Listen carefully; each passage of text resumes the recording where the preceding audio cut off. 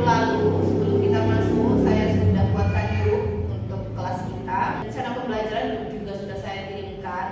Ini merupakan pertemuan pertama kita. Kita akan belajar mengenai materi-materi yang ada di dalam IPA, MI, dan SD. Sudah pernah belajar IPA? Sudah. Kapan? SMA. Apa materi yang kalian masih ingat? Apalagi? Hewan, ya.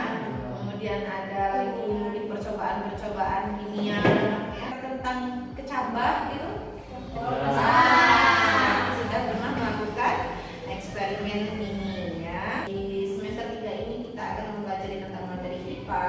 Nah, hakikat IPA sebetulnya kalau untuk pembelajaran di sekolah SD pada dasarnya adalah suatu pemahaman, nah, ya, yang membahas tentang alam semesta melalui pendekatan-pendekatan ilmiah, ya, mencakup baik itu konsep, kemudian fakta, ya, lalu ada lagi sikap ilmiah. Sini kita akan mempelajari tentang sistem pencernaan. Setelah ini mahasiswa semua diharapkan bisa memahami konsep apa itu sistem pencernaan, ya, melalui diskusi kelompok dan juga nanti di akhir pertemuan ada kuis singkat, ya. Kuisnya saya cantumkan di Google Form. Kenapa kita perlu makan dan minum?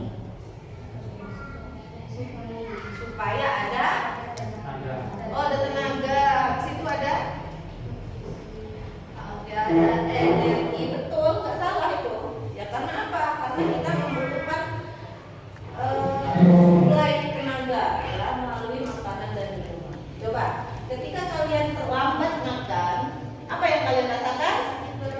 Kemudian sakit, kemudian pusing, kemudian lemes dan lain sebagainya. Ya, itu beberapa gejala yang bisa kalian alami ketika kalian tidak makan.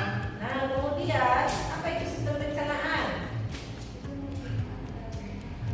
Tanpa melihat nih, siapa yang bisa menyampaikan pendapatnya? Suatu rangkaian yang terjadi di dalam organ tubuh di mana mereka saling bekerja sama untuk mencerna makanan menjadi energi atau zat yang bergizi bagi tubuh.